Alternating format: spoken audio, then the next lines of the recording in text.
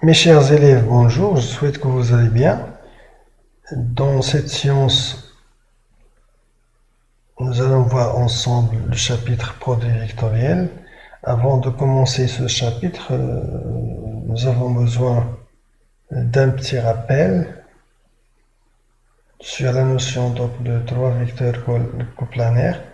Donc, généralement, on dit que trois vecteurs U, V, W sont coplanaires, se dirigent à un même plan dans l'espace et algébriquement. Donc, comment on peut démontrer ce résultat algébriquement? Il suffit de montrer qu'il existe alpha et bêta de réels tels que W est égal à alpha U plus bêta V. Et on dit qu'un triplet UVW détermine une base de l'espace. C'est les trois vecteurs U, V et W ne sont pas coplanaires. Un triplet U, V, W, un triplet constitué de trois vecteurs, est une base de l'espace. Ces trois vecteurs ne sont pas coplanaires. On passe maintenant dans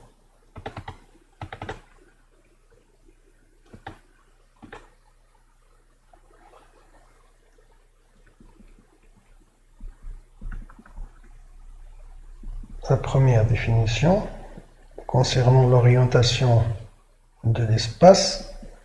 Donc, soit OIGK un repère de l'espace.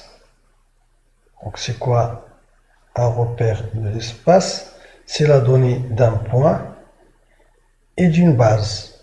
Donc, c'est la donnée d'un point quelconque de l'espace. O, c'est un point quelconque de l'espace. Et le triplet IGK détermine une base de l'espace. Quand est-ce qu'elle détermine une base de l'espace? Et ces trois vecteurs ne sont pas coplanaires. Donc, commençons d'abord pour définir c'est quoi donc un repère direct et un repère indirect. Donc, soit un observateur tenant debout dans l'axe OK, comme on le voit sur ces deux figures. Donc, un observateur se tenant debout dans l'axe OK, les pieds sur O et regardons le point I. Et regardons le point I. Donc, il y en a deux positions possibles pour le point G ou bien pour l'axe OJ. Donc, si l'observateur a le point G à sa gauche, comme dans l'exemple à gauche, le repère est dit direct. Dans ce cas, donc, le repère est dit direct. Si l'observateur se tenant debout sur l'axe OK, les pieds sur O, regardons le point I et cet observateur a le point J à sa gauche. Dans ce cas, le repère est dit direct. Et il est dit indirect dans le cas contraire, c'est-à-dire si l'observateur tenant debout dans l'axe OK, les pieds sur O, regardons le point I et si l'observateur a le point J à droite. En ce cas, le repère est dit indirect. On dit aussi que la base IGK est directe si le repère OIGK est direct. Et la base IGK est indirecte si le repère OIGK est indirect. Généralement, si on prend trois vecteurs U, V, W, Donc, si ces trois vecteurs ne sont pas coplanaires, donc il détermine donc une base de l'espace. Donc on dit que la base UVW est directe si elle est liée à un repère direct. C'est-à-dire si on prend n'importe quel point de l'espace, ou par exemple si le repère OUVW est direct. La même chose pour qu'il soit indirect. Passons maintenant à définir donc c'est quoi donc un produit vectoriel. Soit UV deux vecteurs de l'espace vectoriel, on appelle produit vectoriel de UAV et de U et V dans cet ordre, il faut respecter l'ordre.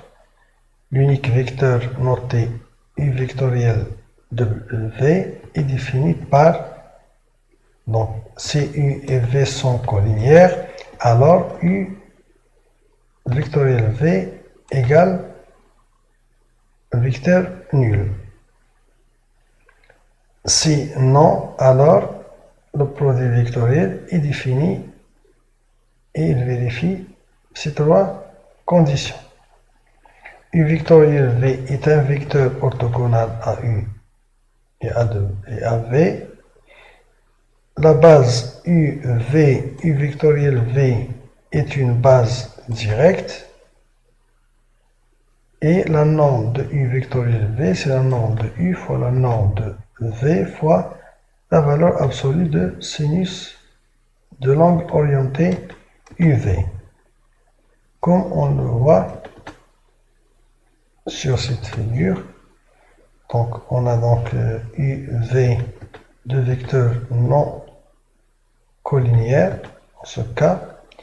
Donc le vecteur U vectoriel V, donc c'est un vecteur orthogonal à U et V, comme on le voit, tel que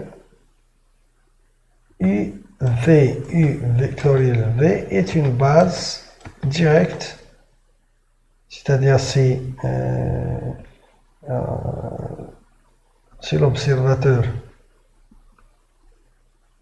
si un observateur est tenu debout sur cette droite, regardons cette direction de U, vers la direction de U, et si la direction de V, bien sûr, si on le note par exemple J, est à gauche de cet observateur, alors U vectoriel V est une base directe.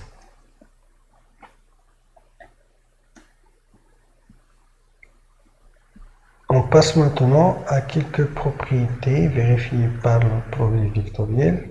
Pour deux vecteurs U, V et W de l'espace vectoriel alpha et bêta, on a U vectoriel V est égal au vecteur nul si seulement-ci I et V sont collinéaires. Il faut noter ça donc pour montrer que deux vecteurs sont collinéaires, il suffit de montrer que le produit vectoriel de U et V est égal au vecteur nul. Ce qui est important, donc le produit vectoriel n'est pas symétrique, donc U vectoriel V est égal moins V vectoriel U. Il faut faire attention, ce n'est pas la même chose que le produit scalaire. Attention, donc le produit scalaire c'est un nombre de deux vecteurs, c'est un nombre réel. Le produit vectoriel de deux vecteurs, c'est un vecteur. Là, le produit scalaire est symétrique, U scalaire V est égal V scalaire U, mais pour le produit vectoriel, il n'est pas symétrique. Donc U vectoriel V, c'est moins V vectoriel U. Donc U vectoriel et V vectoriel U sont deux vecteurs opposés. Donc, U vectoriel V plus W est égal à U vectoriel V plus U vectoriel W. Et V plus W vectoriel U est égal à V vectoriel U plus W vectoriel U. Alpha U vectoriel V est égal à U vectoriel alpha V est égal à alpha fois le vecteur U vectoriel V. Et alpha U vectoriel bêta V est égal à alpha bêta fois le vecteur U vectoriel V.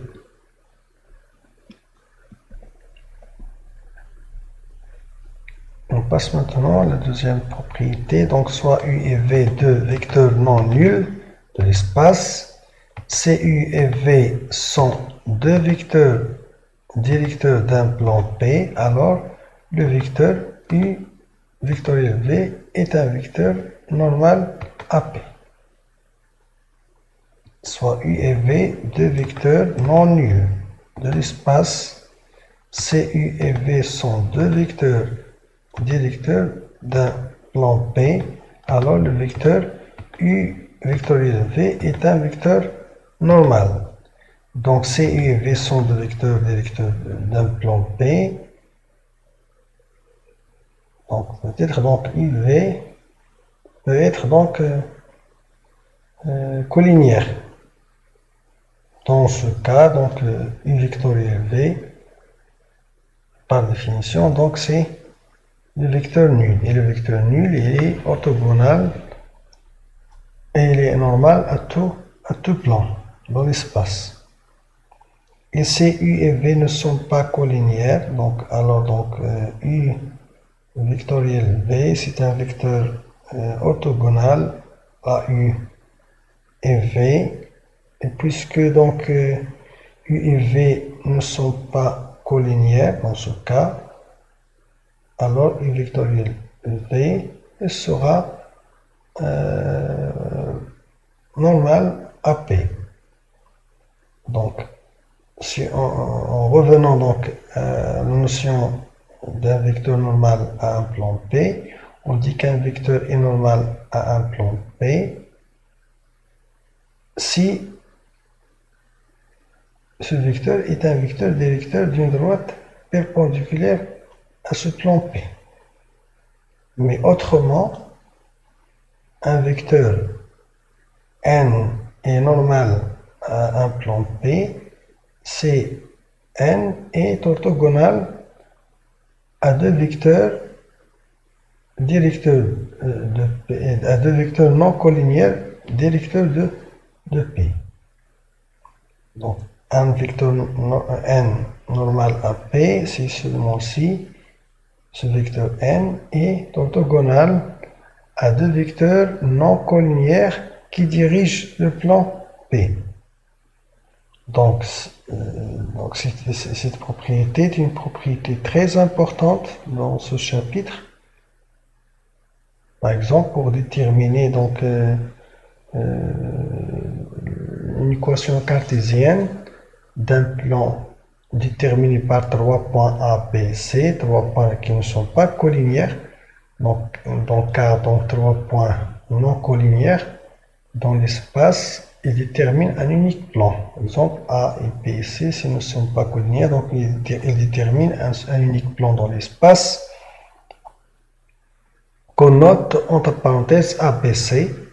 Donc, pour déterminer donc une équation cartésienne de ce plan, donc puisque A, B, C ne sont pas collinéaires, donc le vecteur AB et AC, A et B et C ne sont pas alignés. Alors donc les deux vecteurs AB et AC ne sont pas collinéaires. Donc le vecteur AB vectoriel AC est un vecteur normal au plan ABC. Alors AB vectoriel AC est un vecteur normal au plan ABC. On passe maintenant au théorème suivant qui nous donne donc l'expression analytique du produit vectoriel. Donc soit OIGK, un repère orthonormé direct de l'espace. Faites attention, Donc cette expression analytique est valable sur un repère orthonormé direct. Donc pour deux vecteurs U et V, U de coordonnées x, y, z et V de coordonnées x', y', z', on a U vectoriel V est égal, donc le déterminant y, z, y', z' fois I moins le déterminant x, z, x', z', j plus le déterminant x, y, x', y', k.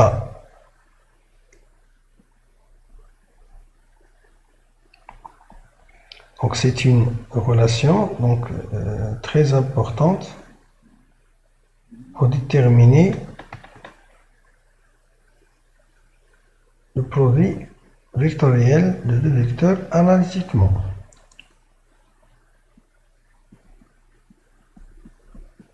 Le théorème suivant, cosinus et sinus de l'angle de deux vecteurs, soit U et V deux vecteurs de l'espace orienté, alors, vous avez déjà fait ça dans le chapitre produit scalaire, donc cosinus de UV est égal à U scalaire V sur la norme de U fois la norme de V, et la valeur absolue de sinus de UV est égale la norme de U vectoriel V sur la norme de U fois la norme de V. Cette expression de sinus, la valeur absolue de sinus UV à partir de la définition qu'on a déjà vu en haut. Donc on a la norme de U vectoriel V est égale à la norme de U fois la norme de V fois la valeur absolue de sinus UV. Donc la valeur absolue de sinus UV, donc c'est la norme de U vectoriel V sur la norme de U fois la norme de V.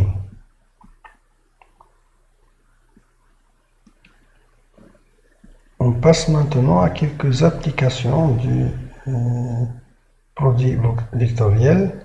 Donc soit toujours donc OIJK, un repère orthonormé direct de l'espace, c'est ABC, un parallélogramme. L'aire du parallélogramme ABCD est égale à la norme de AB vectoriel AD. Faites attention, donc l'aire du parallélogramme ABCD est égale à la norme de AB vectoriel AD.